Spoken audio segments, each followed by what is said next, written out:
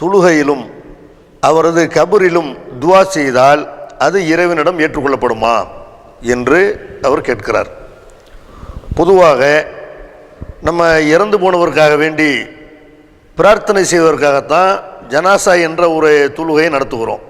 இந்த ஜனாசா தொழுகையில் இறந்து போனவருக்காக வேண்டி அனைவரும் கேட்கிற பிரார்த்தனை இறைவன்கிட்ட எப்படி மதிக்கப்படுமோ அதை விட கூடுதலாக ஒருவர் இறந்து போய்விட்டாரே ஆனால் அவருடைய பிள்ளைகள் கேட்கிற அந்த துவாவுக்கு அல்லாஹ்விடத்தில் ஒரு மதிப்பு இருக்கிறது. இதை நபிகள் நாயகம் ஸல்லல்லாஹு அலைஹி வஸல்லம் அவர்கள் தொழுகையில் என்று மட்டும் இல்லாமல் பொதுவாகவே குறிப்பிடுகிறார்கள். தொழுகையிலையும் தொழுகைக்கு வெளியிலையும் கபூர்லையும் அந்த கபூருக்கு வெளியிலையும் எங்கே இருந்து கொண்டு ஒரு குழந்தை ஒரு பிள்ளை தன்னுடைய பெற்றோருக்காக பிரார்த்திப்பார்களே ஆனால் அந்த பிரார்த்தனைக்கு அல்லாஹ்ட்ட மதிப்பு இருப்பதாக பொதுவாகவே நபி ஸல்லல்லாஹு அலைஹி வஸல்லம் சொல்கிறாங்க. இதா மாத்தல் இன்சானு இன் கதா அனுகு அமலுகு இல்லாமின் சலாஸ், ஒருவர் இறந்து விட்டால் 3 செயல்களை தவிர அவருடைய அனைத்து அமல்களும் முடிவுக்கு வந்து விடுகிறது என்று நபி ஸல்லல்லாஹு அலைஹி வஸல்லம் சொல்கிறாங்க. 3 செயல்களுக்கான அந்த பலன் மட்டும் இறந்த பிறகு அவருக்கு கிடைத்து கொண்டே இருக்கும். அதில் ஒன்று என்ன? சதகத்துன் ஜாரியா, அவர் செய்த நிலையான தர்மம். மரணிப்பதற்கு முன்னால் ஒருத்தர் தர்மம் செய்கிறார், உடனடியாக ஒருத்தருடைய பசியை போக்குறாரு, ஒரு ஆடை எடுத்து கொடுக்குறாரு. இது அப்போதைக்கு அவர் செய்யக்கூடிய தர்மம். அந்த தர்மம் அதோடு முடிஞ்சு போயிடும். இதற்கு நன்மை இருக்கிறது.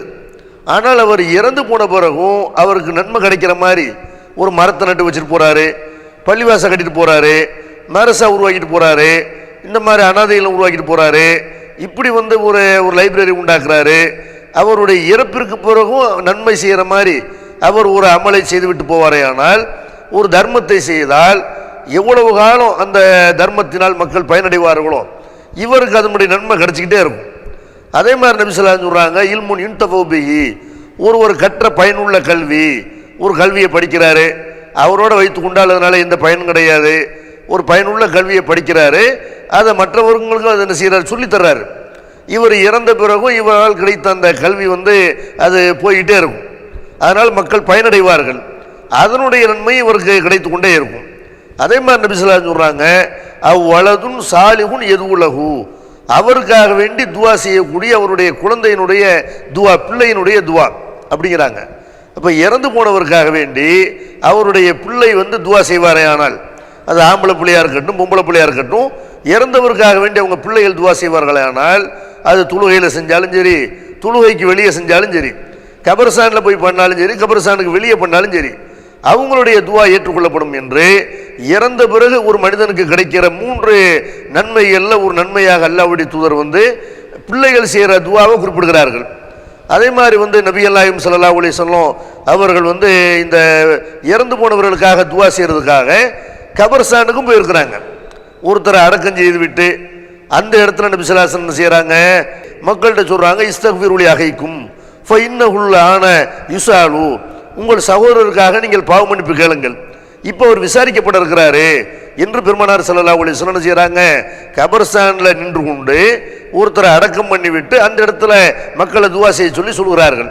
அப்போ அந்த இடத்துலையும் கபர்ஸ்தானில் என்ன செய்யலாம், இறந்து போன தகப்பனாருக்காக வேண்டி யாருக்காக வேண்டிய நம்ம துவா செய்யலாம்.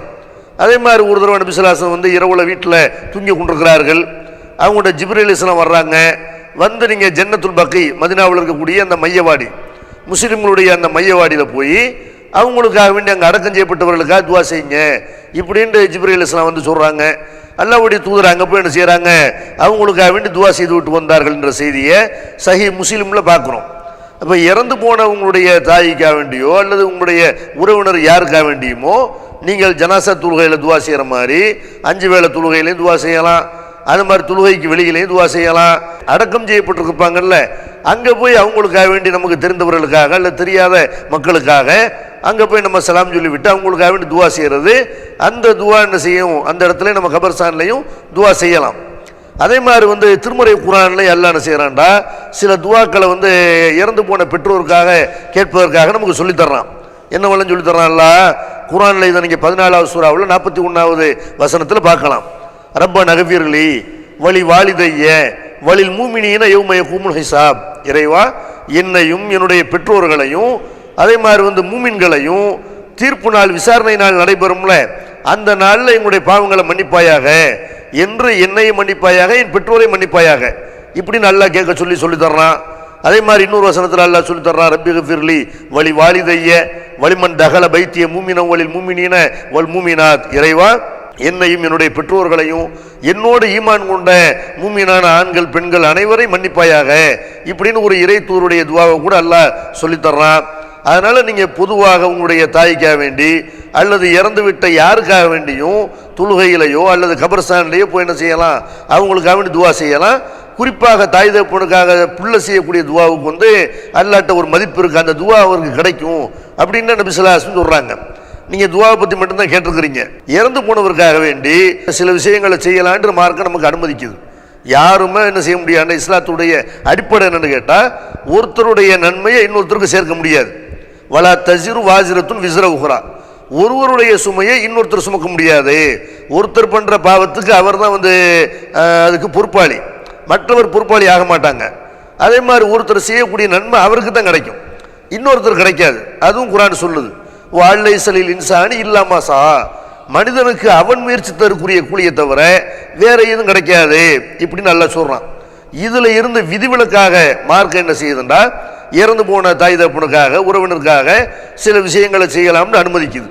அதனால் எதெல்லாம் செஞ்சால் அவங்களுக்கு நன்மை கிடைக்கும், நபிகள் நாயகம் ஸல்லல்லாஹு அலைஹி வஸல்லம் அவர்கள் எதையெல்லாம் நமக்கு அனுமதிக்கிறாங்கன்னு கேட்டால், இறந்து போனவருக்கு நன்மை சேர்க்க வேண்டும் என்று நம்ம யாருக்காவது தர்மம் செய்யணும்னு வைங்க, ஏழைகளுக்கு தர்மம் பண்ணுறோம், சாப்பாடு கொடுக்குறோம், அல்ல துணிமணி வாங்கி கொடுத்துட்றோம், அல்ல வேறு ஏதாவது ஒரு வகையில் ஏழைக்கு உதவி பண்ணுறோம்னா, இறைவா இதனுடைய நன்மை அவங்களுக்கு சேர்த்துரு என்று நம்ம அவங்களுக்கு நன்மை சேர்ப்பதற்காக நம்ம ஒரு தர்மம் செய்தோமையானால் அது அவங்க தர்மம் செய்ததாக அல்லாஹ் செய்வான், அவங்களுக்கு அந்த நன்மை அல்லாஹ் கொடுப்பான்.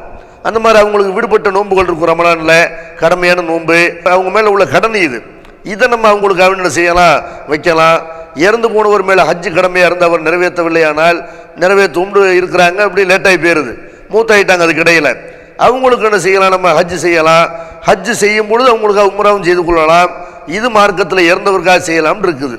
அந்த மாதிரி இறந்தவருக்காக வேண்டி பிரார்த்தனை பண்ணுறது, இறந்தவருடைய கடனை அடைப்பது, இறந்து போனவருடைய மரண சாசனம் இன்னாருக்கு இவ்வளோ கொடுத்துருங்கன்னு ஒரு மரண சாசனம் செய்திருப்பாரே ஆனால் அதை நிறைவேற்றுவது, இதெல்லாம் இறந்து போனவருக்காக செய்யலாம் என்று அவங்களுக்கு நன்மை கிடைக்கும்னு செய்கிறாங்க அல்லாஹ்வுடைய தூதர் சொல்கிறாங்க. இப்போ இறந்தவருக்காக நம்ம பிரார்த்தனை செய்வதோட இந்த காரியங்களும் செய்யலாம் அவங்களுடைய தாய்க்காக வேண்டி.